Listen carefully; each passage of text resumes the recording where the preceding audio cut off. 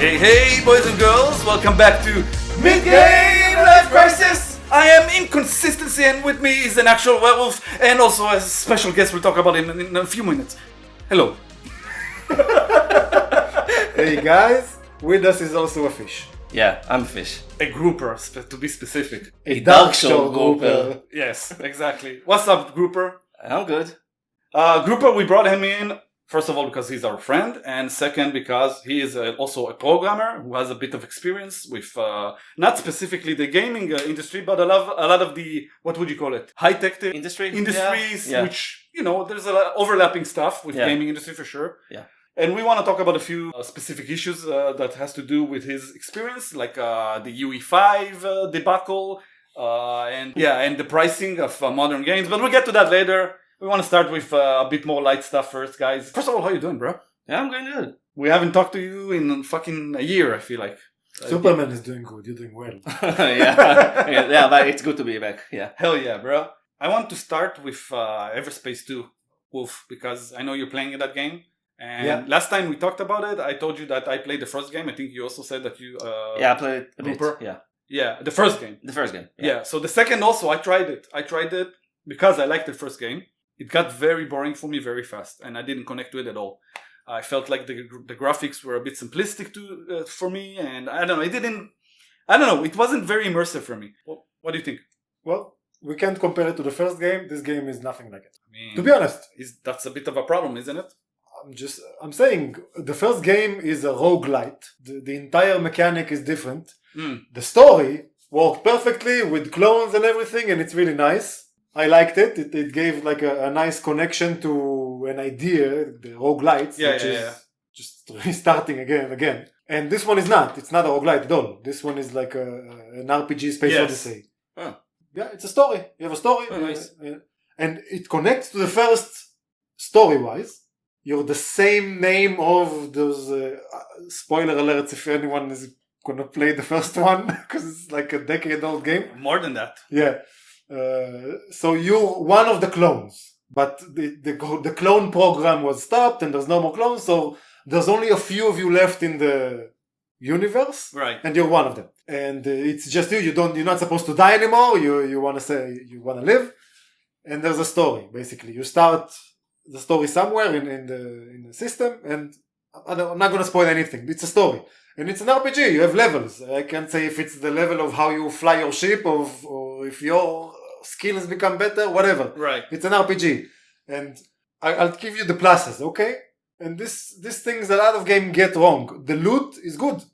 Right. This is a looter game. Okay. You find loot all the fucking time. Like this is the entire game mechanic is looting. And the loot is good. Sounds more like a looter shooter than an RPG then. Which sounds good.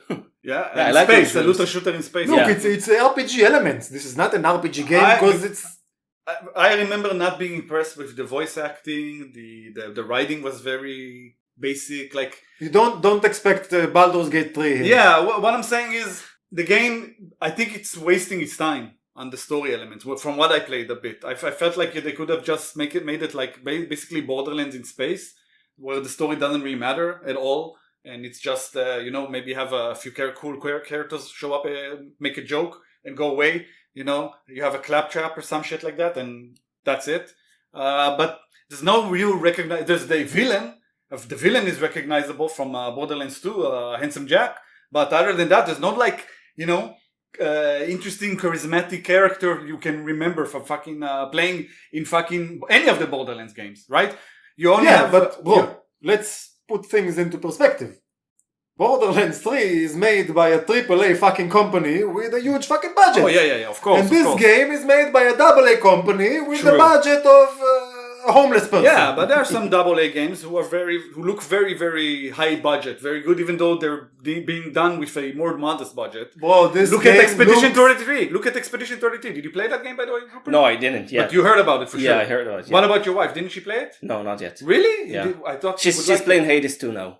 Oh, only Hades 2. I heard that game. Yeah. I heard it's a fucking great game. Yeah. Roguelite?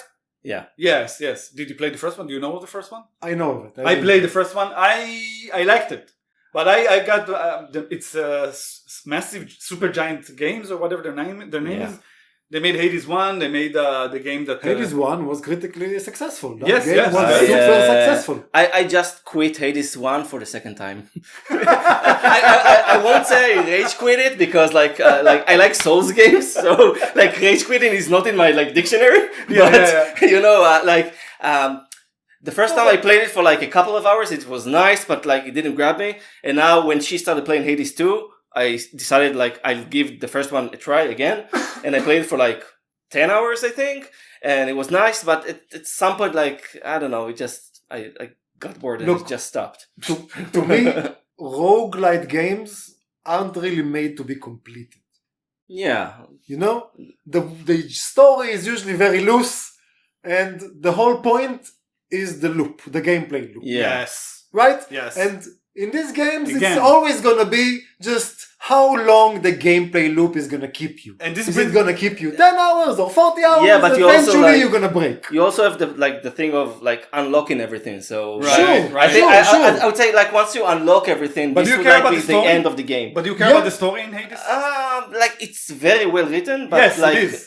But do you like, care about for it me, in a no. roguelite game? I find myself almost never caring about the story and the characters. Like I just want to speed through it to get to the combat and the interesting parts, right? Where you get you try the different builds, Yeah. right, and stuff Yeah. like that. That's why I play those games, right? I get Yeah, but I get that, and Yeah, yeah. I'm the reverse. I Okay, like yeah, that yeah. there's a story that follows it, and 100%. 100. I think there's a place for both kind Sure, of gamers sure, to sure. play this kind of game. That's all I'm saying. but that's what I'm saying. Eventually, the game loop is what's gonna make or break it in the end, yes, right? yes, 100%. So lots of roguelites I enjoyed, I liked, I would recommend, and I didn't complete them.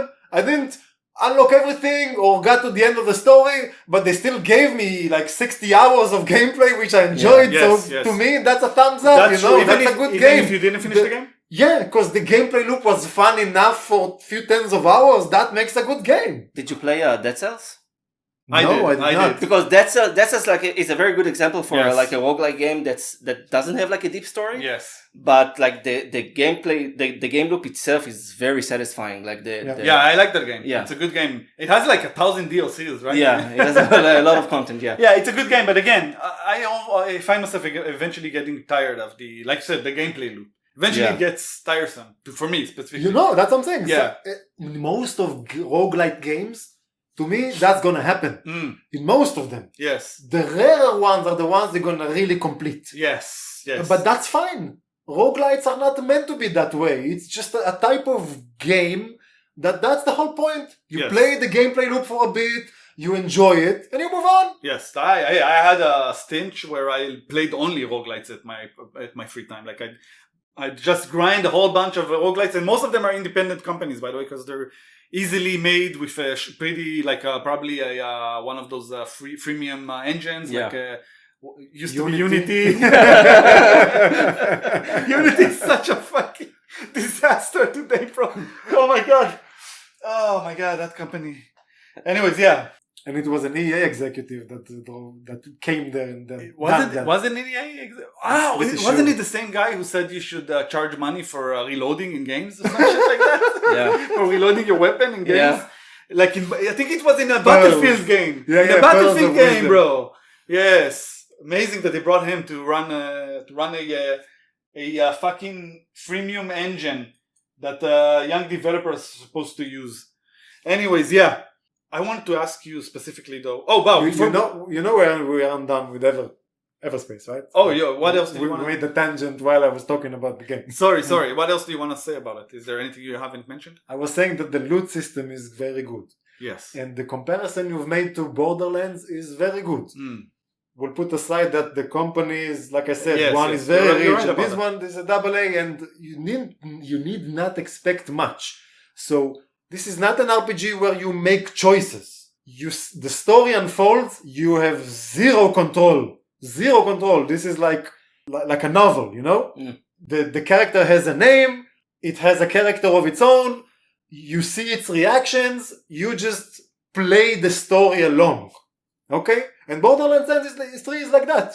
You never have choices like the conversations with NPCs where you have a choice, like do this, do that. No. So It's a story and you see it. So what makes the loot system good? Because like if you remember when like Diablo 4 when it came out, God. they said that they're throwing like a lot of crap at you because then when the uniques drop, it's way better. Yeah, but then I don't remember it like that. I remember the uniques being terrible as well most of the time. Yeah. I mean, it took a lot of balancing. Like I'm guessing that today it's better, but it's still like that game. a soulless game. It's a soulless, empty game. Every time I even remember playing that game, I get like a, you know, like I want to change I want to go take a shower. You know, it's like that game is like it's everything that's wrong with Jim Carrey in the Pet Detective when he finds out that the girl is a guy. Yes.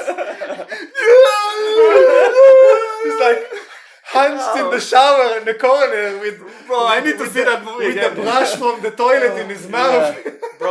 Bro, the fucking Ace Ventura movies are classics. They're classics. classics. They're so good. They don't make those movies The anymore. second movie with the spitting, when they spit at you, that's a sign of respect. And he's like, bro, the fucking rhino scene. the rhino scene. Oh god, the rhino scene. Even the fact, bro, I remember distinctively going to the thing, Ace Ventura 2 in the movies with my older brother.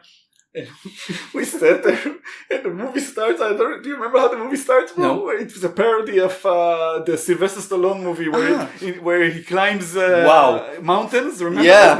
So it's Jim Carrey, and he's climbing a mountain, and he has a fucking raccoon with him.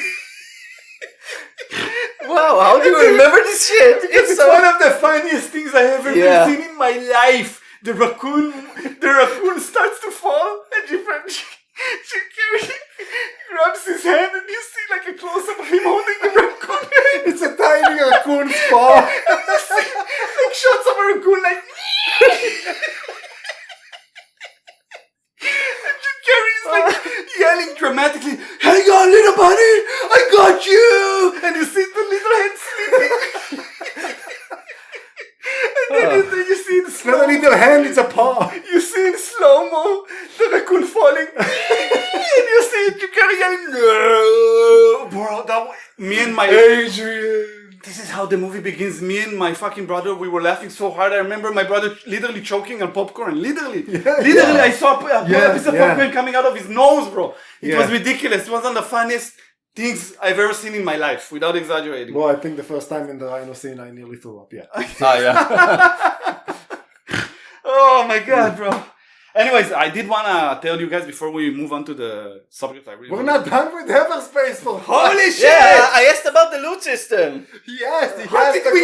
did we get to Ace Because Ventura? you keep tangenting with your stories. Fuck! Okay, Yeah, the loot system. Basically, I feel it this way.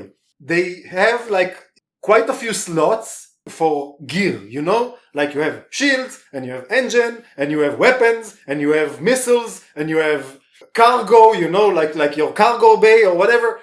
And each one of these has its stats. Now, there's enough stats to fiddle with that you can have slightly different play styles, but it's still very simple and intuitive. Like it's not, you don't need charts.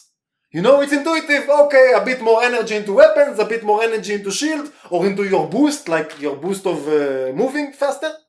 Each one of these needs energy, and you can decide. Like you don't feel the need to min-max it, like, right?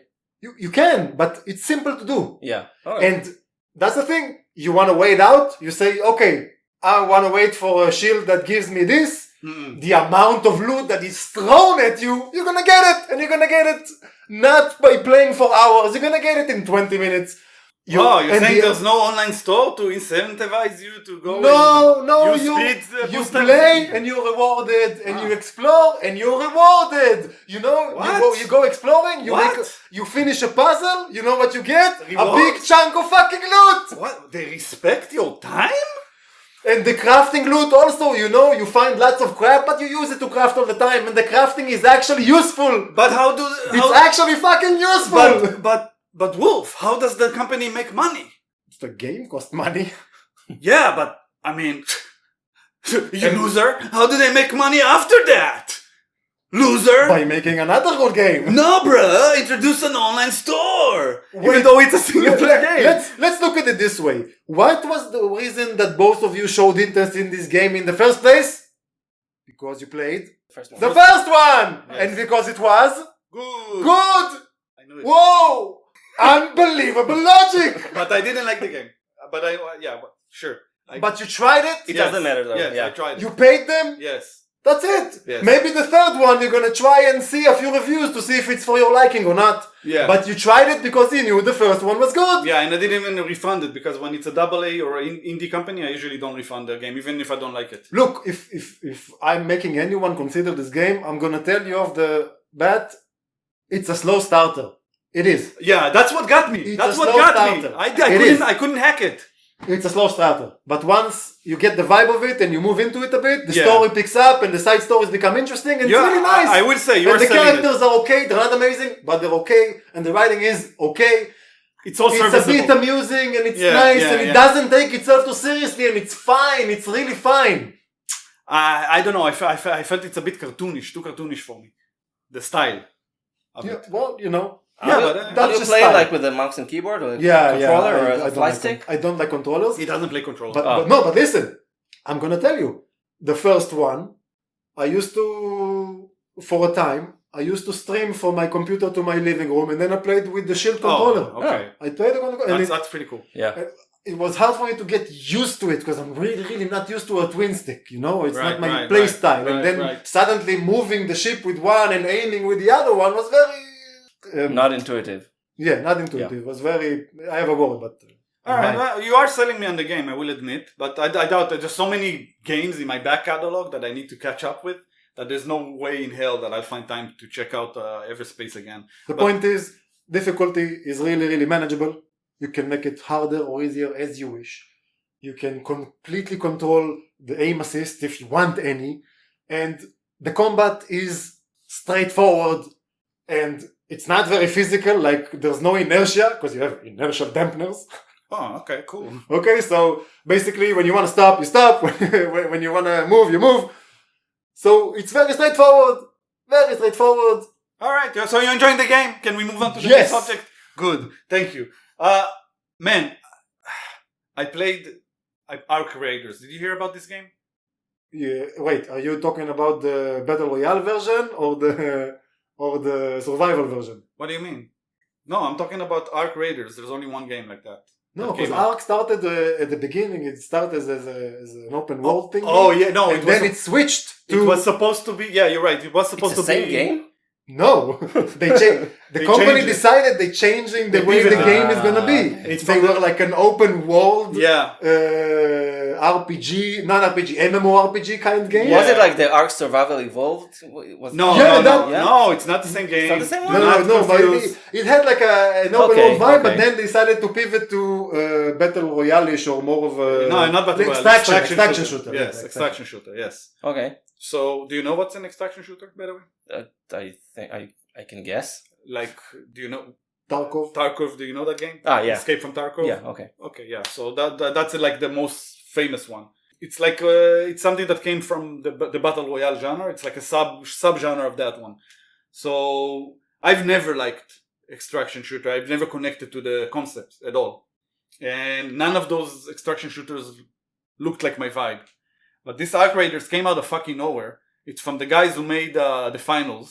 If you tried it, I tried it as well because it's a freemium game, right? It's very polished. It's a decent game, but you can Yeah. tell that it's not an experienced studio yet, right? Yeah. There's like telltale signs here and there in the gameplay. Yeah. Uh, But it's enjoyable. yes, Yeah. it's a very good first effort for sure. They're like a AA company as well, and Bark Studios, I think their name is, or something like that. And their next project was this Arc Raiders, and like you said, they pivoted during the development to make it an extraction shooter, which is a huge gamble. Yeah. And bro, first of all, the game is extremely successful. There's like, I played it today and there was like a 250,000 players online. So like, No shit. yes. And like, it's sustainable. It came out only 2 days ago, but the game, bro, that game surprised me. And I only played like a few hours of it, but that game is, bro, both of you are going to love it. I feel like I can sell it on this game for sure, easily. Is it only solo play? No, not at all. In fact, this game is meant to be played with friends. This is where it really shines. But if you do play solo, you can meet other people and either they kill you or you can work together. It's completely up to you guys. You can emote with them to tell them don't shoot, or not even emote. There's a voice line. You can tell them don't shoot, and your character does like a emote as well. And if you have a fucking mic, obviously you can talk with them, and it's directional audio. You can hear where it's coming from. So it's the audio in this game. No, but when the extraction point comes, it's only one view. No, it's not like a battle royale. Everyone can leave at any time without relying on anyone else. There are limited extraction points, and some of them are timed.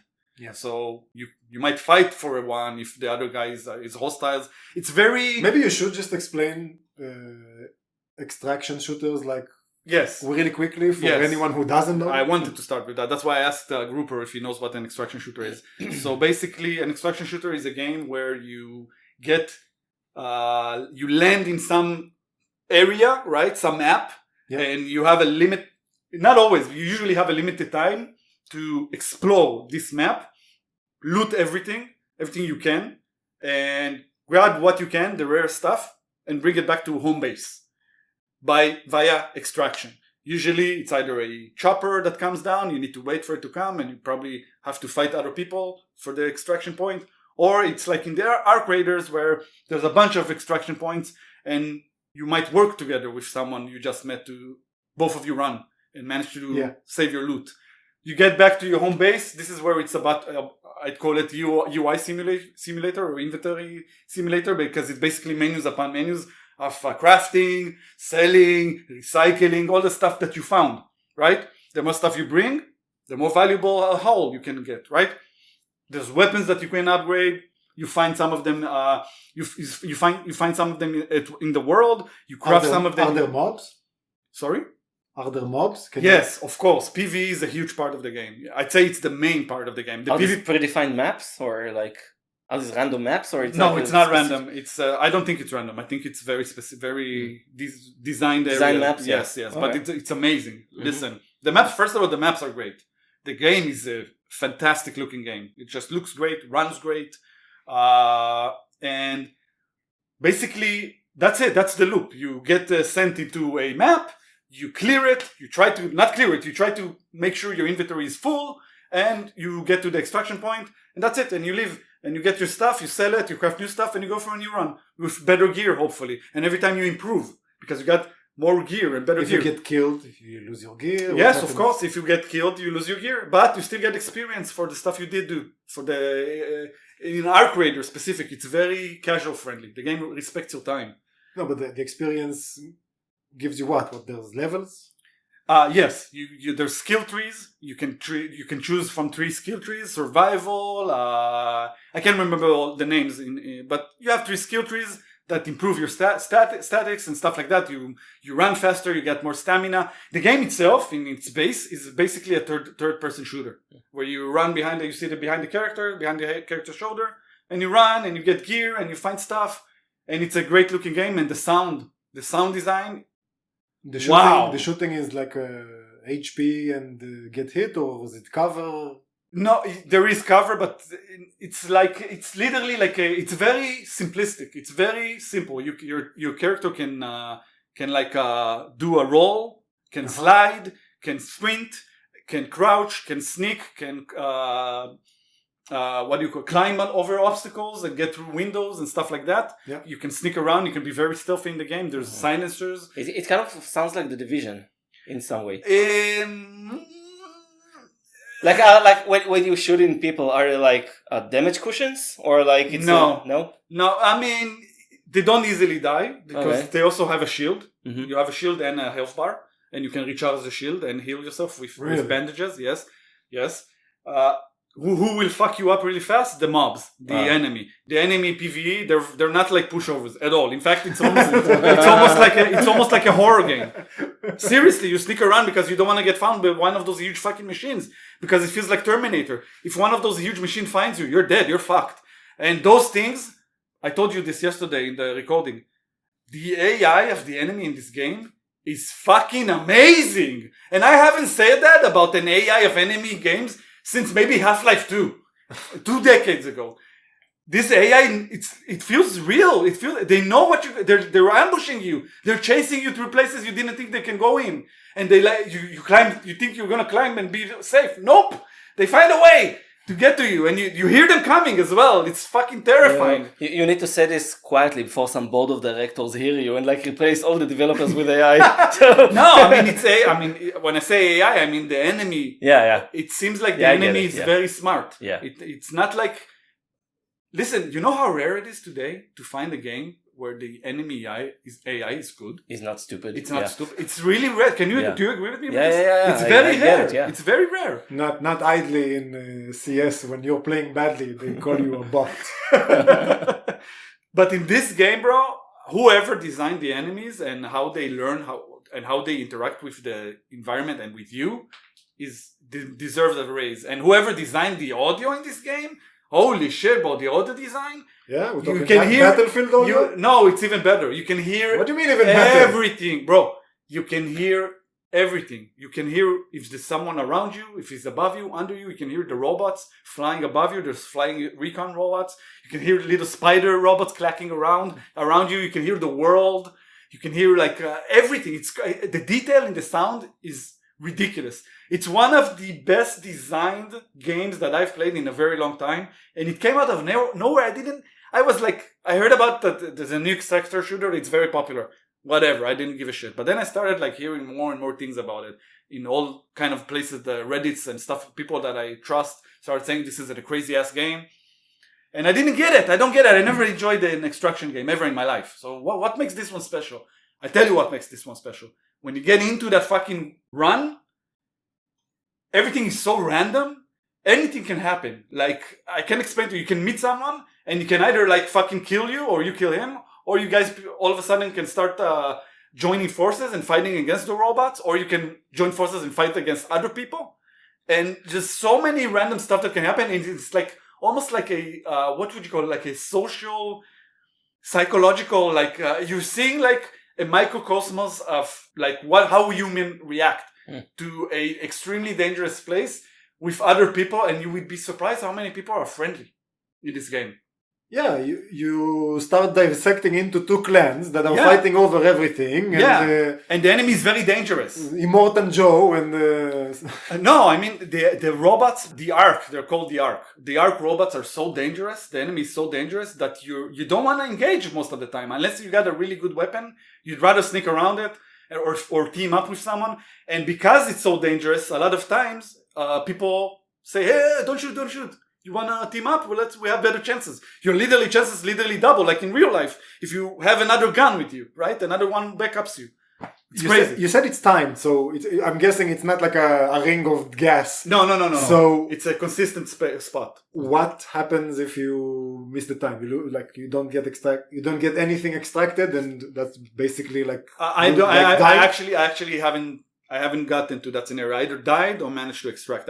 Never ran out. The time never ran out. I'm not even sure if it works like that, because the game is designed in such a way where it teaches you how to play the game very, very slowly. And like there's a tutorial, but it lets you get into the game real fast while still giving you tutorial hints. Yeah. And it gives you quests, and those quests are basically basic gameplay mechanics to teach you. Very smart, very organic. Yeah. And by the way, and it's not even a full price game. It's not a $70 game. It's like it's less than $60. It's $50 game, something like that. Amazing value. Self-published? Amazing value. I don't know. That's a good question. I don't know. I should check that later. But I'm really impressed with this game, and I only touched the very tippy top of it. There's so much more. You can see it's a very, very deep game. It's easy to learn, hard to master, and the social aspect of it, meeting a bunch of random people and what do they do, because it's so stressful. You're stressed all the time. When you finally meet someone, and you usually hear them before you meet them, you hear them like shooting, fighting, running around. And if you're a sneaky fucker like me, you stare. You're sneaking around, stalking them, seeing if they're friendly. And if they are friendly, if you think they're friendly, you say, "Hey man." Yeah. And if I'm feeling, I haven't done it yet, but I'm sure I'll eventually kill some motherfuckers, right? Just for the shit and giggles. And of course, the gear, right? You get a bunch of gear from a different guy if you kill an NPC. No, sorry, a different player. Is there a visual cue that if he has lots of loot, he has lots more bags? Yeah, I actually think there is. There's different clothes, different bags. The game is very detailed. I can't explain it. Something about it feels very real. I really can't recommend it enough. It's unique, a unique experience that you don't get in most games these days. Complete the whole human aspect of it and the social aspect of it. I just met this random guy today, like this guy with a heavy Russian Because of course. accent. but he was cool as fuck. He was cool as fuck. Hey, Davai, don't shoot me yet. I told him, okay, come on, we fight them. We fight these fuckers. It was great, bro. It was great. You meet such characters in this game. It's great. And also, again, there's almost like a horror element to it because you're scared as fuck. There's huge machines. There's like a huge spider machine, bro. Yes. After a stressful day at work, I want to stress at my computer games. Bro, and like I said, the game respects your time. You can finish a run very fast. It's up to you when to extract. And basically you can just go loot a bit and extract and that's it. And also they have something very special. They have like a unique newbie loadout, basically, which is a loadout that you get for free. Gives you the basic shit, a weapon, like a basic weapon, some bandages, a recharge shield, and send you on your way. And when you die, you don't lose anything, basically. So it's like a friendly way to... Again, the game is very casual friendly, very newbie friendly, which is very smart by them. Yes, that's good. All right, guys. Yeah, I think I talked too much about it already, but it's highly recommended, guys. Rupert. Yeah. Sup, man. Yeah. We talked about it last month in the last episode, but we got Have we? about Unreal 5. Yeah, Very we did. briefly. We touched upon it, but now we have an actual guy who has some experience with a lot of experience in programming, and experience with a bunch of different companies, right? Yeah. You also had your own startup, so you have some experience in this world. Yeah. What the fuck is going on with Unreal 5, bro? Look, if you ask me, it's like Unreal turned into a big monster like right now, and they're trying to accommodate like everything and everyone. So naturally, when you try to do that, you like have compromises, mainly like performance and bugs and stuff like that. Yeah. So like That makes perfect sense. yeah, like not even in the gaming industry, like even like in like regular industries, like high tech industries, like programming stuff. Mm-hmm. If you have like features that you want to tailor like to fit everyone, you usually like lose a lot of like performance and like I would call it like UX sense. You know what I mean? Mm-hmm. Like user experience. Yeah. User experience, like stuff that doesn't work like to the yeah. like 100%. You know. But I mean, imagine the engines that we usually complement right. are usually very good in one thing. Yeah. They're usually very, very good in one type of thing. Our creators, guess on what engine is it? I just sucked this game's dick for like a half an hour.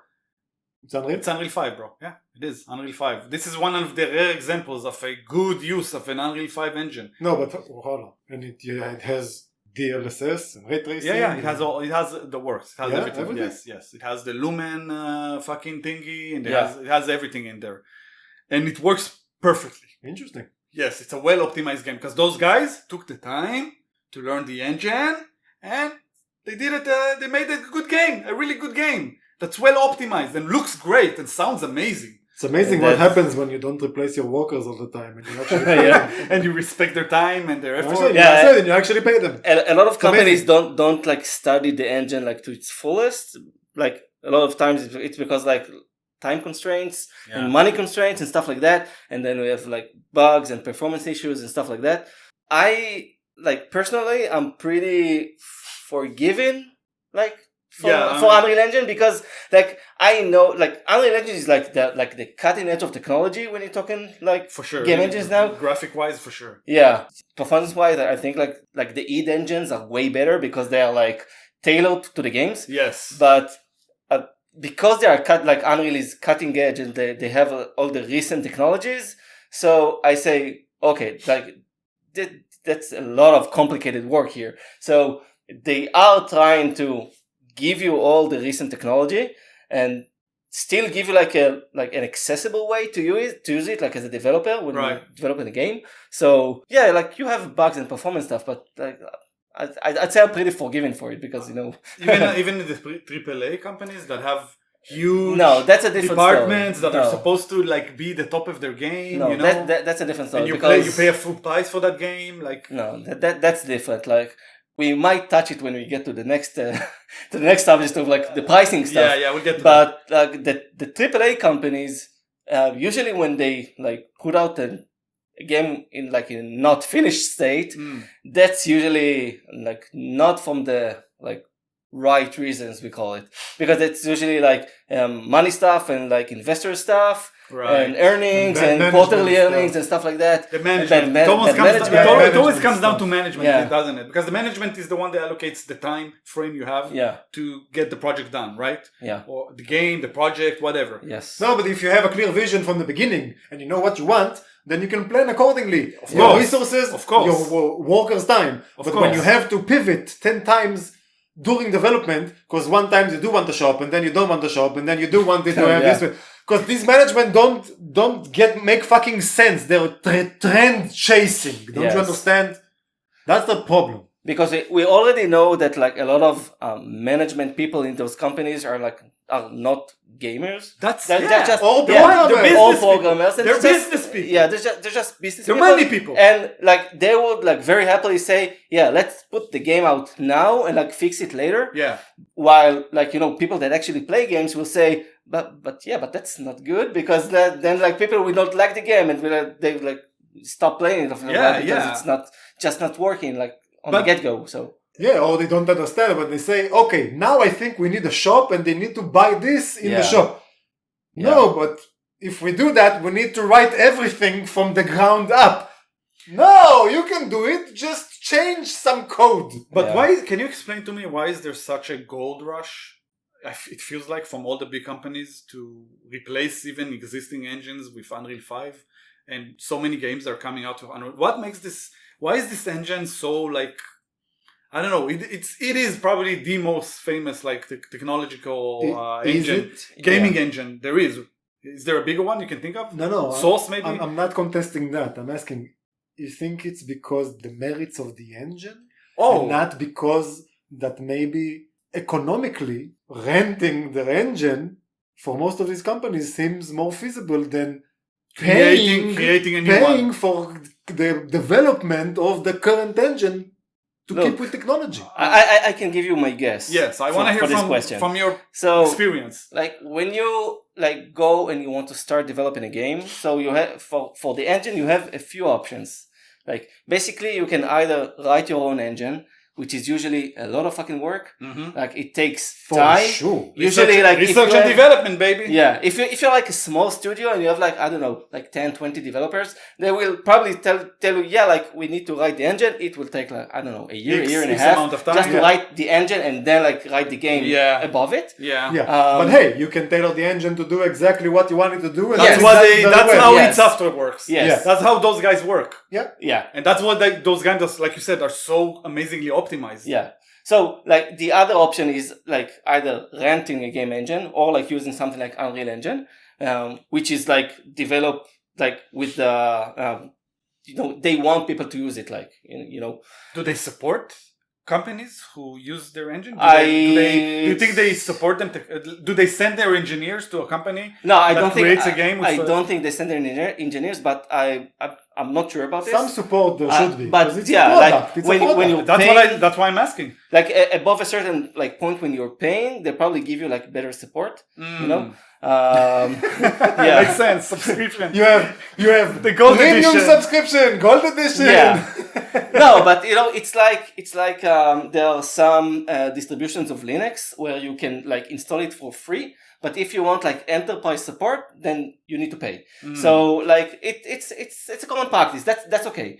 But it makes the enterprises pay and the simple poor end user not pay. Yeah, when you're asking about the like why the gold rush, so like my guess is one of two things. I know as a developer that sometimes when you want to start a new project, so when I say they, I mean the management, they a lot of times they are not current with the technology. They don't know what's going on in the current technology world, and they come to you and say, okay, tell us what you want to use for that project. And then we do our, due diligence and stuff. And either we decide we write our own stuff or use like existing stuff. Right. So a lot of times we'll come and tell them, look, we think it's better to write our own stuff, but it will take X, Y, Z time. And then they say, okay, is there a better solution? And then we say, yeah, we can use this existing thing. Oh, I see. It will be faster because we get in a lot of stuff like from the get-go, but it won't be tailored to our needs. And sometimes you will need like to really like, strain its arm to do what you need. Right. Does that mean coding new stuff in it? Yeah. Okay. Like sometimes that means getting something that is not well optimized because it's not supposed to do what you want it to. And this I have a lot of experience with taking stuff like this. Yeah. That like they do like X thing, and then you need something else that the product team wants, and you try to think how to circumvent around it to get what you need, and it's a lot of like hard work for things that are not working like 100%. So you need to read through their code, right? Not all the time. Like sometimes, you can. If it's open source, then you can like look in their repositories and like look what they do. Makes and sense. Like circumvent around it. But sometimes you just take their output and try to do what you need with it. Right. So it's and usually it's hard to get to like something that's really optimized this way. Especially if you have a time limit, right? But a lot of it times takes more resources. It's not supposed to do what you're doing, so it takes more resources to do. So eventually, sometimes this like kicks you in the ass, and like the manager will tell you, okay, let's go this route because it will be faster. And we like faster. But Always. then like you like a lot of like problems surface like when it's doing the development and stuff like that. When people rush things, you're saying there's problems to surface? Wow, that's crazy. How did you not foresee that? So Sorry, it's a pandemic. How did you not foresee that? Yeah. Crazy. Another point, which is a very legitimate point, like also I'm talking from experience here. Sometimes when you want to use something that has like a very big community around it, it's way better than using something that like maybe doesn't have a big community around it. Like it's maybe easier or faster to use, but it doesn't have a big community around it. Are you talking about the brand name, Unreal Engine? No, just that he's saying that Unreal Engine is so popular. Yeah, that's exactly what I'm asking. No, but not popular as a brand name. That means that when you have a problem, you can go on forums, on blogs, and there's a lot of fucking engineers that have experience with that. Now, like I'm writing code, and I need to do like this and that. I see. And then I go to Google and I find my answer in like 5 minutes. So like when it's like smaller libraries or engines, usually they don't have such a big like community. So this is like a big plus for stuff like Unreal Engine. Okay, I see. So yeah. All right, but I don't know. Like, do you know that they made? I mean, Cyberpunk. You played Cyberpunk, right? Yeah. Before we all agree. We all played Cyberpunk. Yeah. Do we all agree it's a very impressive, graphically one of the most impressive games ever made? On everything, one of the most impressive games I've ever played. I think we argued about it last time I was here. You didn't love it that much. But I played it before the patch, so like the big patch. Same. I played it before, but no, you played it when it was pretty much already fixed up. That's why you no, but it was before the patches of the expansion. The expansion is a whole other thing. The no, expansion is that also fixed very high a bunch of shit. Yes, 100%. It added a bunch of shit as well. Yeah. The expansion is great, but that we argued if it's a good game or not, it doesn't matter. It's a great game, but it has many issues. 100%. You were looking at it from the engine side. Yeah. Yes, the engine is very impressive. Yes. The tech, I can't remember the name of it. The CD Projekt. It's a CD Projekt in-house engine that they made. The Witcher. I think you're right. Red Engine. You're right. They made the Witcher 3 with it, which is to this day a decade-old game. Very impressive graphically, and they also added to it now a bunch of ray tracing effects and stuff like that. So it's such an impressive engine and such an impressive game, Cyberpunk, that NVIDIA made it their flagship game to showcase every new technology they had. DLSS, the first technology, one of the first games to ever use DLSS, was Control and fucking Cyberpunk. Cyberpunk. Yeah. Ray tracing, one of the first ever games to use it, Cyberpunk. Path tracing, the first game to use it. Yeah. So NVIDIA and CD Projekt Red had a very good relationship on this game. And I'm wondering, why not take this amazing engine and grow it, and make it even better and go with it to the future. You already have a bunch of engineers who know it's so good with all the work they did with the previous game. You mean like rent it to other companies? Also that, but why not just go with it with the next Witcher and Cyberpunk? Why do you have to go to Unreal 5? Because learn an engine from zero? Developing the technology of the engine with the top benchmark of NVIDIA costs a lot of money and time. Of course. There's like a difference between like being a company that develops a game with a built-in like well-optimized engine than being a company that like has this engine you're growing it and you're working on it, developing it and like renting it to other companies. This is like a whole different like business strategy. So it's a lot of money, it's a lot of time. You can understand the reasoning behind changing to. Maybe they decided they don't want to be like an engine company. They want to be. They still want to be a gaming company. I can get that. Look, I don't think anyone has lots of pitfalls and. I don't think anyone ever confused CD Projekt Red for an engine company. Also, like none of us like actually looked at their code. Maybe it's like so complicated that like to actually take it, wrap it nicely, and like give it to other companies would be like such a nightmare that they say, okay, that's like not a feasible project. Okay, for now. sure. So selling it to different companies, sure. You don't have to do that. But why not continue with it to the next games, to the next projects? Why change to Unreal 5? Also, we can't know this. Like maybe like it was so tailored to that game that like working on something like different would be too much work, and said, okay, it will be faster to actually write things from the bottom up, from the like with all the new technology, because like that engine, like you said, they added stuff to it. Like every time like NVIDIA put out something new, they added it. Yeah. So that's like patches above patches of patches, and sometimes the code gets so messy and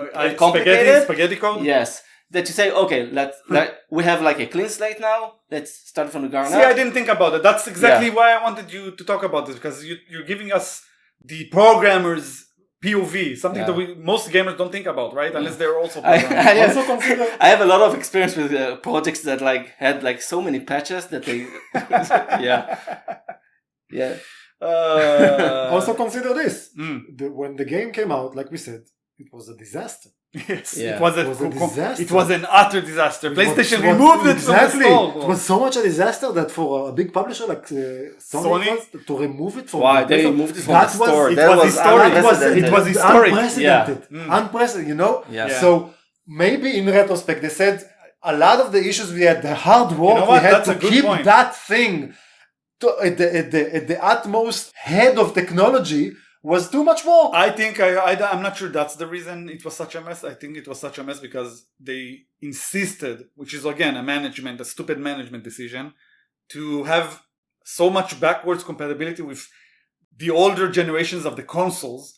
To have such a complicated game run on it, and then also to satisfy the elitist PC guys with all the best fucking hardware. It's a fine balancing act, and it's an impossible. It's an impossible act. And that's why playing this game on PlayStation, what is it, 4?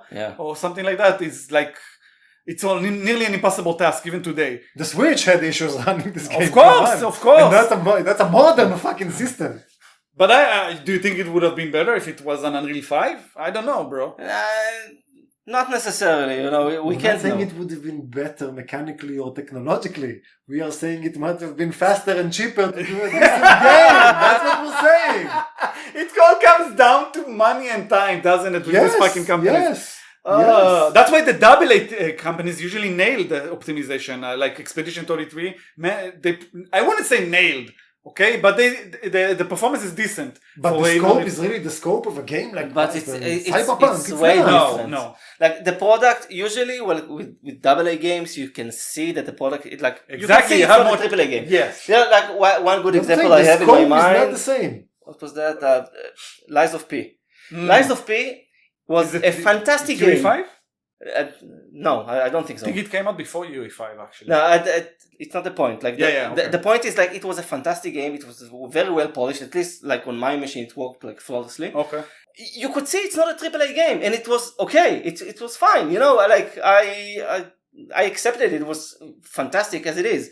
So like, I don't think a lot of like AA games or companies, I don't think they necessarily like aim at, let's like look like a AAA game. But they're using a AAA game engine, right? You can use a It AAA. doesn't have to be. I know, that's what I'm saying. But my point is that those companies, they don't usually have those quarterly, what do you call it, goals like to reach. earning codes. Exactly. They're not beholden to stockholders. They just want to make a good game. And it's not just that. In all those quarterly meetings, they need to impress. Yes. And to impress, they have to be grandiose. They have to share like it's the next big scope of something you've never seen before. Yeah. Something like that is a coding nightmare. Yeah. You know? Temporary transition programming? That's when it doesn't work. As a AA company, you keep the scope at a reasonable level. You say, okay, I don't want the game to be huge. I want it to be decent. I want to be this size. But you also take the time to learn the engine before you release the game. You also don't have to make it a very complicated game because you keep it. Bro, Expedition 33 is a very complicated game, I'd say. But that's a very specific example. Of course, it's an easy one to pull out. It's a rare example. Most games are not like that. Look, you can be a AA company making a AA game using something like Unreal Engine 5. Right. And like you decide like from the get-go, I don't want to use like everything Unreal Engine has to offer. I want to make like a very solid AA game. Like because I don't have the manpower to now like walk like years to use like everything Unreal has to offer. Yes. So even though Unreal gives you a lot of stuff, you still need a lot of people to do it, to use it. And also some of the stuff that it gives you that works automatically if you don't disable it are very heavy. Yes. And the GPU and the CPU, like the Lumen is very heavy. The Lumen effects, it's basically like software hardware or software ray tracing. And there's all other kind of stuff there. And there's the recompiling of the shaders, the shader recompilation, which is a reoccurring issue with almost every Unreal game for whatever reason, right? The smart developers let you recompile it during the loading of the game. But not everyone does that. Even today, it's crazy.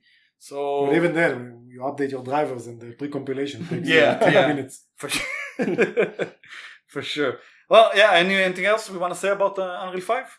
No? All right, so let's move on right to an adjacent, I'd say, subject, which you wanted to bring up, Grouper, and that's the issue of pricing in quadruple A gaming. I mean, I talked with you about it, and it sounds like an interesting debate because you want to protect these rats. No, not necessarily.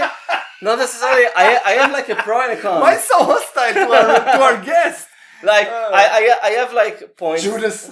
I have like points that are like very much like being like the devil's advocate, but I also like. But then that's part of the reason I wanted to discuss it with you, because you see it from the developer's point of view. Yeah. But I don't think the developers are the ones who decide the pricing of the game. It's the publishers. It's the money people. It's not necessarily the point.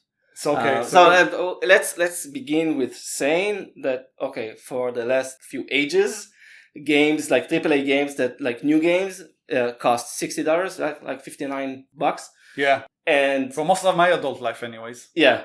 And some people in the industry say that it's like about time to move to a higher price point, $70 or even $80. Even though it's for digitally, new games. So that's one of the points, not the devil's advocate points. So we get to that. And that's just one of them. There's more. Yes. So and some big companies already started putting out games in at those price points, and there's of course an outrage, and I get it. So you're a gamer also. Of course, I'm a gamer, and I don't like buying games like this. This is extremely expensive, of course. So. Okay, I will say like my 2 cents and we can debate about it. So like the first point is like the devil's advocate point. Very like plainly, if you take inflation rates and you go to every calculator in the web, like inflation calculator, and put like $60 in like 2005 and check how much is it now, you will see that like those games... Almost double, like $90, $100. I checked recently for something else. It's double. So like on the paper, like those companies, I'm not talking like specifically companies like fucking Blizzard, where people said like that, like the salaries there are like abysmal and stuff like that. Usually salaries like did go up, burn rates went up, development costs went up. So when you look at it plainly, it's really like not logical to expect like the game prices to stay low while But like all the development costs like went up. Excuse me, you are giving half a picture. If you are taking all of these things into account, economically, you need to take other things into account. Like what? Their market share also grew by hundreds of % since then. That is Games have correct. become much more mainstream. A lot more types of market sell the games, and you had new markets with new types of games, and all of that got you a lot more sales, so a lot more revenue from the same development cost. I don't agree that it's the same development cost, because if you have like more stream of games, you have more development costs. You know what I mean? I'm saying if it costs you X money to develop the game, and in 2005 you sold it to 100,000 units, in 2015 you sold it to 1,000,000 units because the market grew 10 times. But that really depends on the game. Because like if development costs are so expensive now, But why? Wait. Why are they so expensive? Because- is it not anything because has to do life- with mismanagement? Is sometimes it all the economy? yes, I agree with you on that point. Yeah, I agree with you. Okay. You know, I'm just talking about like the plain numbers right now. Okay. You know, so Yeah. like salaries are higher. Yes. The cost of living Are is they higher. higher? The burn rate is because the cost higher. of living is higher. Yeah, like In high tech, maybe in most of the fields, the yeah, salary but is we're not talking- higher. But we're talking What's the about problem? Yeah, but we're talking about the gaming industry. Yes. Eventually, you know, if like I don't know, like there's a gaming company at like I don't know Silicon Valley or whatever, like living there is very expensive. Yes. They need to accommodate it in some way. You know. Also, you told me yourself that it is known, and I don't know if we mentioned this to you, that the gaming industry is known to be less well paid Yes. than the high tech industry. Yes, it's a lot of times it's sort of a sweatshop. Yeah, it is. So like if it's a company that like working there is like a sweatshop, then I totally agree with you. That's like charging this amount of money for a game. It's like So I you're don't know saying why. it depends But on the condition of the workers? It depends on the condition of on the workers. Like how much do they burn money like each month or each quarter? I don't know. I see. You know, it also depends on what game like you're looking at. Like not all games are GTA 6 that like it's like touching 2 billion right now in development costs. Yeah, something Yeah, ridiculous. Something. it's- I mean, that's a game once in a generation, right? Yeah. Literally. So, you know, I don't like it, but I can see like why. I mean, imagine if you take the development cost of like a Call of Duty that they pump out every year and just sum it up for like 6 years, 8 years, how long have they been developing the Yeah. GTA? Yeah. You'd probably get to the same amount of money. Yeah. So this is like a good example for why like charging more is like not okay, because they are like they're producing the same game basically like every year. Yeah. They're not changing too much like technically. The EA way. And- EA way. Yeah. And Ubisoft But- as well, to be honest, these days. Yeah. And Activision, come on! Yeah, but the point I have here, like against the idea of raising prices, is the fact that like sometimes those companies they get so big, like Bloated. bloated machines that like they have like investors and like board members and quarterly calls and like the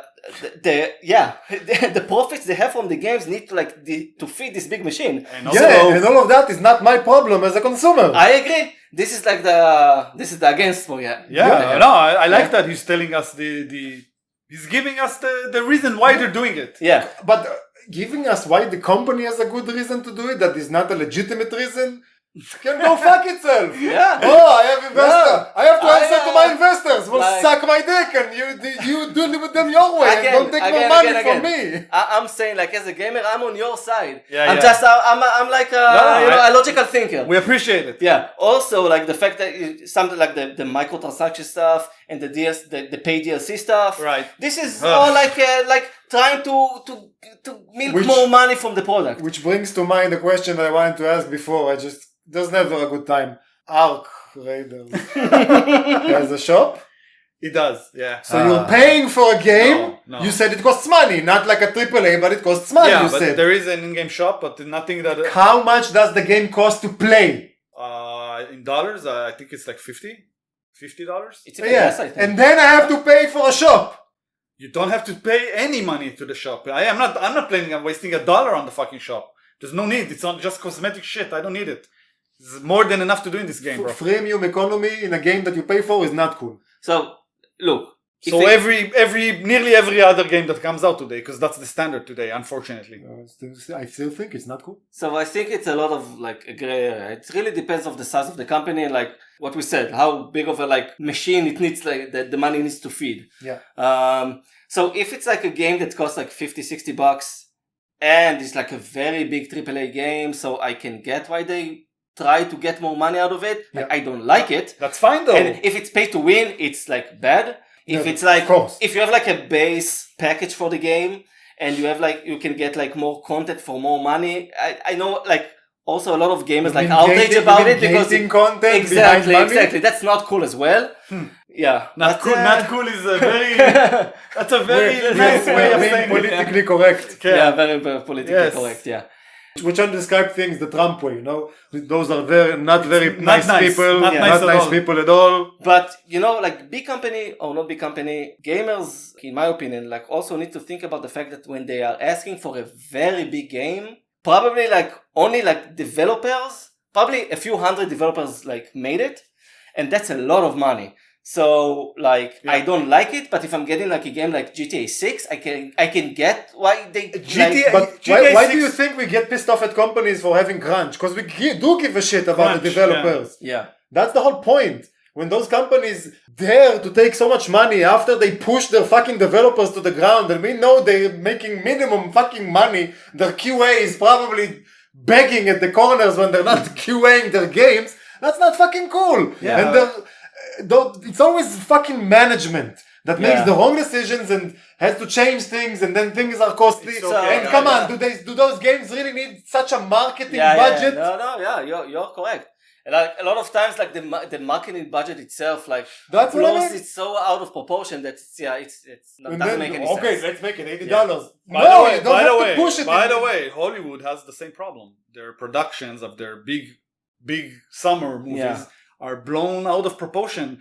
Most of the time, you don't see that money on the screen. You don't know where the money goes to. The CGI is not improving a lot in a lot of those movies. Only in the really good ones. Most of those, I'm talking about Disney. I'm talking about fucking Marvel movies. The CGI today doesn't look good. It doesn't look better than the CGI from a decade ago in fucking the last movie that finished the first stage or the second stage, whatever. Like what was it? Like Endgame? Endgame. Yeah. Yes. Literally, go watch Endgame right now. The CGI in Endgame. Bro, go watch Avatar. The first. Avatar. No, that's not a good example because that movie is like a benchmark of that's like the GTA example. It's an outliner. There's not many of those, right? A benchmark from what year?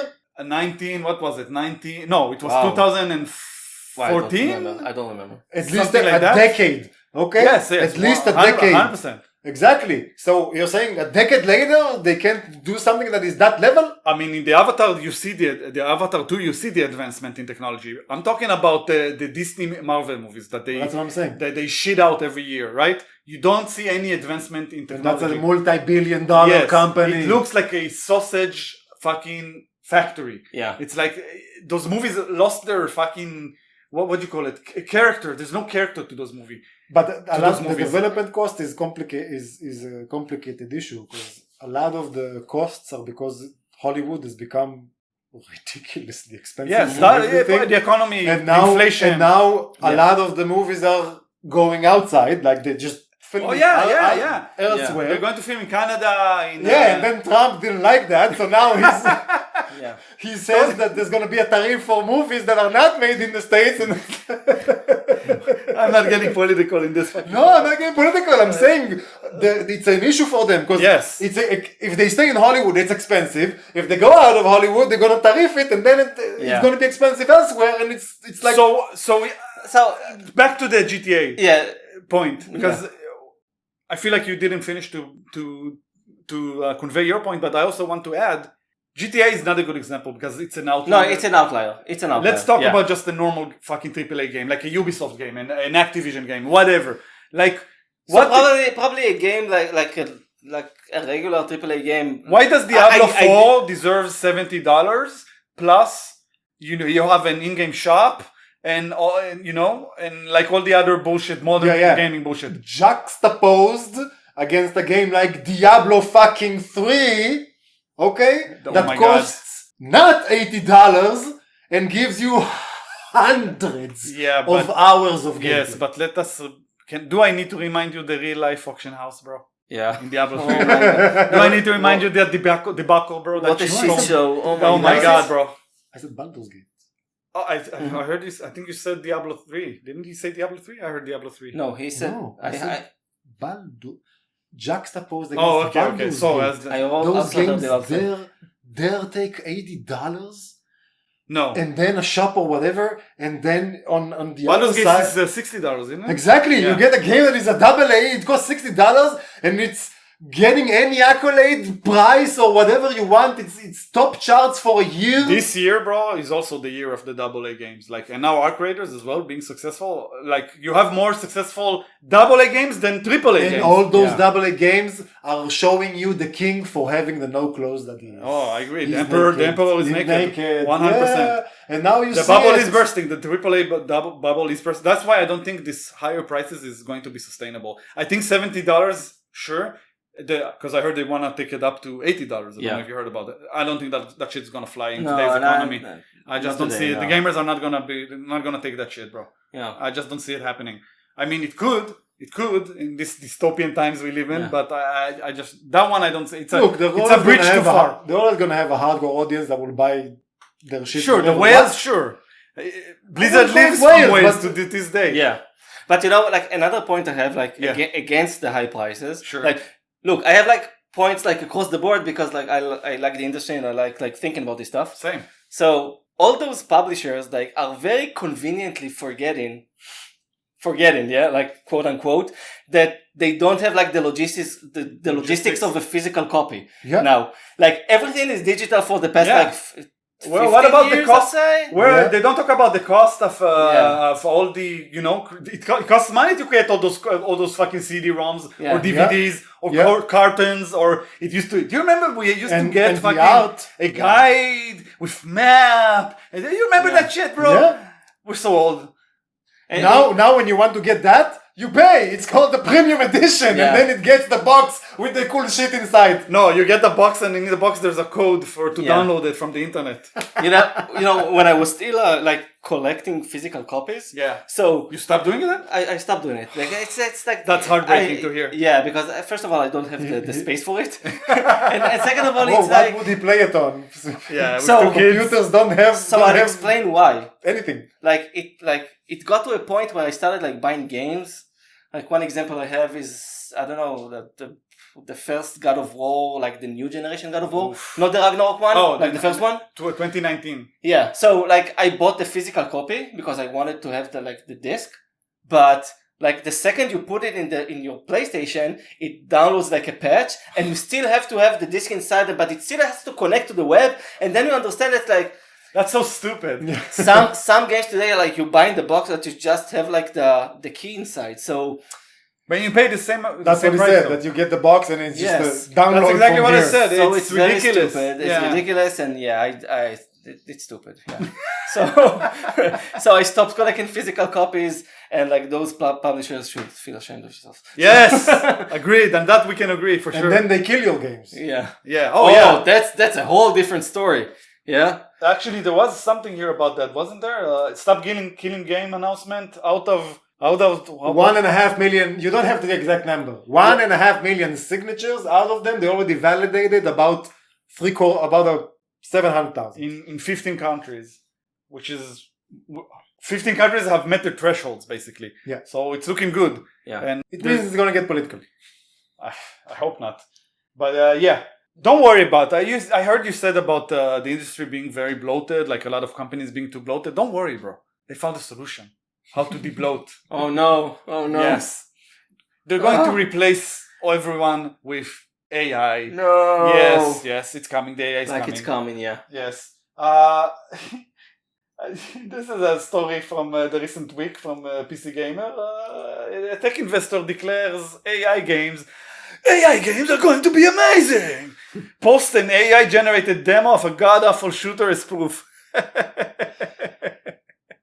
Look, It's just like that channel on Twitch that was AI generated and survived exactly 2 weeks until it got That's the game. so evil that they had to shut it That's down. a screenshot from the game, by the way. It looks like my asshole. What the fuck? AI games are going to be amazing. Sound on. Oh my god, bro! It looks like my what the fuck? Boy, it looks like a division discount division knockout. yeah. Look at this shit. Look, it looks bad but for this point in time, I think it's like Okay, it is like sort of impressive that I can actually like Did you see what just happened? that AI like wrote it from scratch. This is like The train came Yeah. from the side. Drove forward. It's like, bro, this is. It doesn't they look can like sell gameplay it- though. It looks They can No, it sell looks- it as the yeah. first-person shooter in Inception. It's in someone's dream. the thing about it, bro. It could be amazing in a few years. 100%. I agree with you. But that's what he said. They are going to be. Yes, but I don't know about you. I'm not interested. I don't care how amazing the game is. I'm not interested in a game that was made by an AI. It's not this. but I if don't it- want to watch a movie made by AI. I don't want to see a movie, but I'll a ask show you- made by AI. But I'll ask you this: if in like 2-3 years AI is so good in this that you don't actually No. know It's, yeah. about it, like I can tell you, like from my work now, I have a lot of like friends at work that work daily with AI. They use it like to write chunks of code. Some of them actually like wrote whole features with it, and a lot of times the code is subpar yet, Sure. but it works well for them and it's fine. Like most of us, the company makes us to use it to write like tests and stuff to test our code, and a lot of like very experienced developers say that it takes more time for them to monitor the AI and see that it's not doing any like stupid stuff. Mistakes, yeah. Yeah, than to actually like sit down and write their stuff. This is exactly what one of the stories here says. That they end up, the companies have replaced a lot of workers with the AI, but the supervision of the AI has cost them the same amount of money anyway. Yeah. So that's like a very interesting area right now, and people are very interested about it. Yes. Listen, you don't get me. I don't think you guys are getting what I'm saying. I have no problem with AI used as a productivity tool to enhance the speed in which you achieve your job, your project, whatever. You use it to gain information, to get information, to help you build code, to whatever. Sure. It's when you're using the AI to do the whole creative element, how the thing looks, how it feels, how it smells, how it sounds, what's written, what are the words that are going to come out. That's the artistic, the creative part. That's the vision. You don't So want the AI to be the vision. I think once you replace human creativity with AI, you lose your human spirit in a way. I get it, but I guarantee that in like a couple of years, it will be so good that it will be able to do that like in a very good way. Like already, like see like you know like you see like that video of like a few years ago that AI created the movie, the short clip of Will Smith eating like spaghetti, and it was like very like horror movie like. It was very weird looking and stuff. And No, today it makes. and you today don't know. like You don't know. they created it again. It looks A lot so more real. realistic. Yeah. So AI Sure. it's advancing really fast. So Yeah, but I sure, but like what are they going to use Will Smith? Not a good example, you probably agree to it, but most actors won't agree to have their fucking likeness replicated and be used forever after they're dead or even when they're alive. I mean, If it's you ask basically me- like selling your soul. I agree, but if you ask me, I think like the technical world with AI like will get so advanced, and I'm sure it's of so it. like like used all around that Then- it will be very like common practice like to sell rights for your face to use in AI clips and stuff. I think maybe in commercials and stuff like that, but again, I don't know, man. I feel like actors want. I mean, it's their jobs. Their jobs are in danger. If what you're saying is true, It's not in danger. They're saying and your job, not Yeah. your maybe not you, but gaming. If this guy's vision is true, then you won't need a fucking designer, an art director, a programmer. You won't need anything. You have the AI do everything. Yeah, it depends on the job. Yeah. I don't know, man. If you're an actor that sees your acting as an artistic expression of things that you want to express, then of course you want AI to replace you. But if you're in it for the money and they tell you, look, we're going to use your image, you don't have to work another day in your life, we're going to pay you until you die. Yeah. Yeah, and then it's some like people will say, sure. It's like the WALL-E. Do you remember WALL-E? The future in the WALL-E? Yeah. Where all the fat guys there's no one working because you don't need to work. The AI does everything for you. The machines do everything for you. Almost everything, yeah. Yeah, so you just sit in a fucking chair that takes you everywhere while you're being fat and eating and watching And life is good. entertainment all day long. That's literally the future we're going to, because nobody will be needed anymore because AI does everything. But how do you make money? How will people make money? How will you buy the product that the AI makes if you have no money because you have no job because the AI does the job for you? But you're paying for a product because there's work hours of a human that needs to be paid for them when he's making it. If no human is working to make anything, why do you need to pay for it? I think that how will you pay for it? I think the job market why will do you shift. need to pay for it? It will shift like for different jobs. You know, like I think the job market will, like in 10 years, will not look like it looks now. Like the jobs will be different. 100%. If you ask me, like, even 5 years. If you ask me about like my job, I think I'm pretty safe for the next like 3, 4, 5 years. Afterwards, I think AI will replace like a lot of the daily work that I do. Yeah. And like my work will be like to monitor it in some way. Exactly. You won't be replaced. You become a monitor. You won't be replaced by an AI who will do your job. You will be replaced by someone who uses an AI to do your job. Yeah. Someone who knows how to use AI efficiently to do your job. That's the point. So either you learn how to use AI efficiently to do your job, or someone else will. I don't know. I don't know. I don't think that it's always a choice. I don't think they always give you a choice. I think sometimes you just see ya. No, if you can be completely replaced by an AI, it's different. But a lot of jobs, the AI just makes it simpler and faster. Look, eventually, people that do use AI and know how to use it to work faster, they work way faster than people that don't use it. Makes sense. Like already, like I'm seeing it already, like in my day-to-day job. Yeah. Some people, like I like to think thoroughly when I write code, and some people like spit out features and code like way faster than me. But is it better code though? Not all the time. Sometimes. Faster is not always better. That's right. You're looking at it very much like from the angle of the big corporates. Look at medium and small businesses. Oh, right? Sure, it's a huge boon. Look at our friend who is a lawyer. He told me he used AI to automate shit in his business that he said if I had to pay a programmer to do this, it would have cost me thousands of our currency. Yeah, for sure. It helps a lot for. And he said the AI, I sat on it for a day and it automated things that took me hours to do daily. Yeah. It freed up so much time and it took him one day to sit with it and do it properly. It works. It works now. Like I said, for productivity, I feel like the AI is amazing for sure. No doubt about Especially for productivity that you are not savvy with.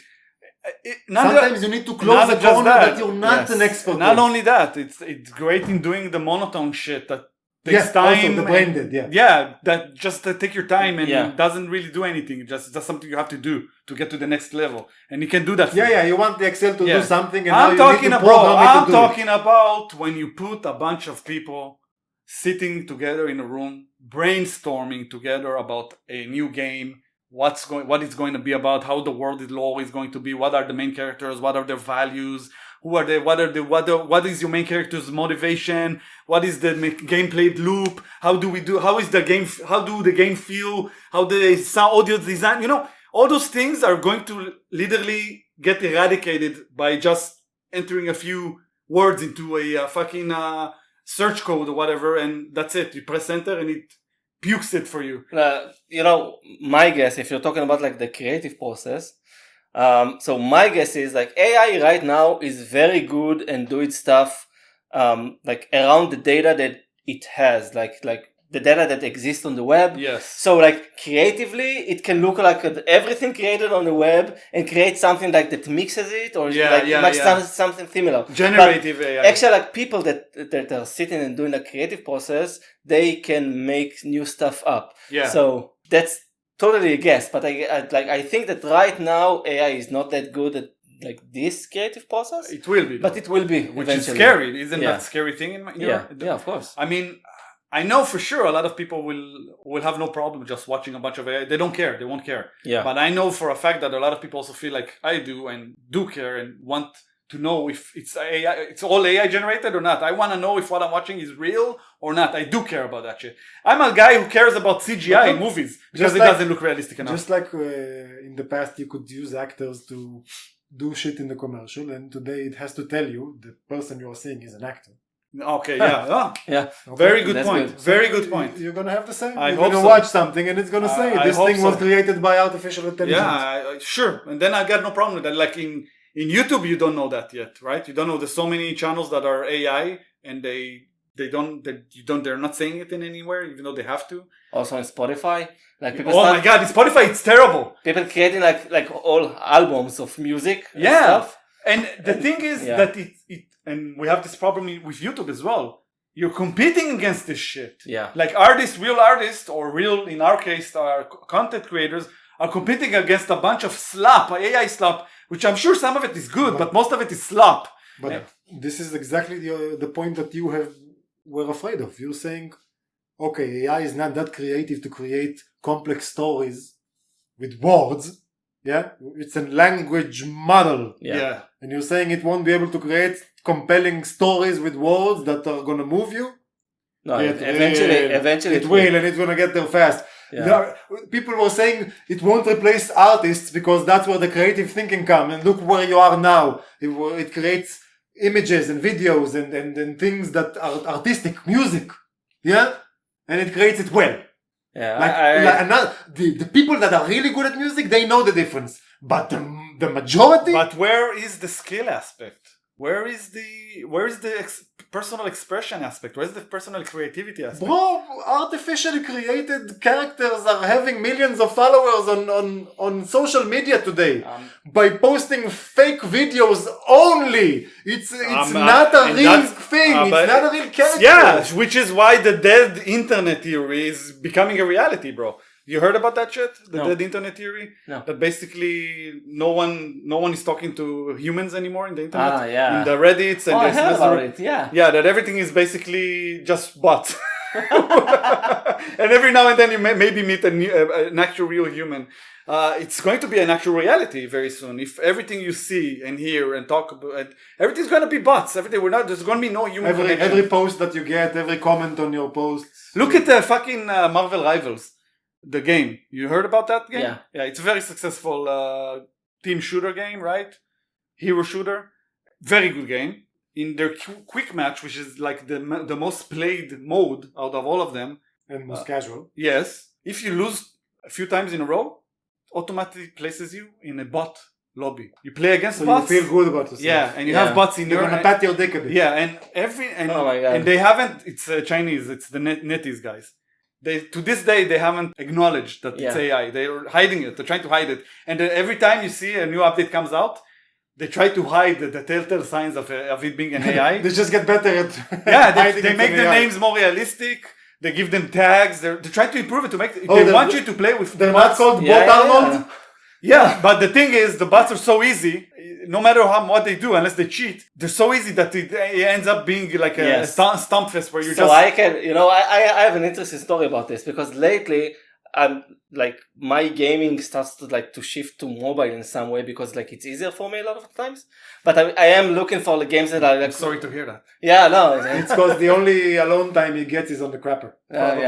Probably. Like my go-to guilty pleasure now is Stardew Valley. So yeah.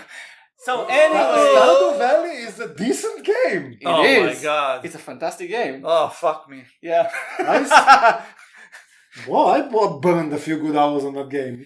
Anyways. When you want to chill, bro, you Yeah. smoke a doobie and you play that game, and you are zoned out. So anyways, like I recently tried both PUBG and Fortnite on Android. Ew, Wait a brother, second. no. Both of them, like I won the first round, and that's like so. felt That's like really- a good you felt practice, really like good? to You felt really yeah. good? yeah, You're like, they want to like no grab you. fucking way that was against There ain't no humans. way I won this, you know. Yeah. Yeah. By the way, like off topic, some mobile games, like free games, recently they Destiny Rising, it's pretty good. It has like tons of content. It's free. You don't have to pay. And like some games are okay, like on mobile. But that's like a different. Wait. I have one game I play on the mobile. Wait. All right, one game. It's a roguelite card. Which deck, one? Deck. It's a roguelite deck builder. Okay. Oh, and I heard about You that. don't have to pay a fucking dime for it. Which one? The only shop it has is if you want to pay once to take off the commercials, and that's it. I paid once to take off the commercials because it pissed me off. What game? I've been playing it for years. What game? Shut up. They have been developing it for years, adding classes, adding modes, adding cards, and they have never asked for another dime from me. And that game is? It's called Rogue Adventure. Okay. I never heard. You haven't heard of it, I'm telling you. No. It's really simple graphics, it's fun, and it respects my wallet. That's always nice. That's always nice. Yeah. But I wanted to go back to a point you started to make. So you won those games in PUBG and whatever. What was it, the other game? Fortnite. And then what? Yeah. You found out it was a bot lobby? I don't think so. I just think it helped me win in some way. How? Like, What do you mean help you win? Maybe aim better or You whatever. know, I'm not sure. you shoot there, and the guy's head explodes. What? The game felt artificial? What do you mean? It felt easy. Like I am very bad in battle royales. I'm really bad at it. So you think maybe it was You know bots? when you come to Vegas and the girl at the bar is really easy to pick up? Did you hear people? I was then you get like, suspicious. look, Were people talking there? like, well, I suck at these games because I don't have the patience. And the time. And like, I usually I just run out and like bunny hop and, across the fields and stuff. I love it when you say I play these games when I don't have the patience when you play Souls. Yeah, No, that's crazy. That's a whole crazy. different. You're a fucking genre. you're a masochist. Yeah. No, that's a whole different. This he genre. doesn't have patience for, but that one he will bang his head against that game for hours. Yeah. Like I don't want to tell you this, but I stopped playing Indiana Jones because it's hard for me to sit at the computer at night now. I just fall asleep. Can't you play it on the Steam Deck? No, it's a very heavy game. It's such a beautiful game that it's That's like true. So I'm heartbroken to play on the Steam Deck.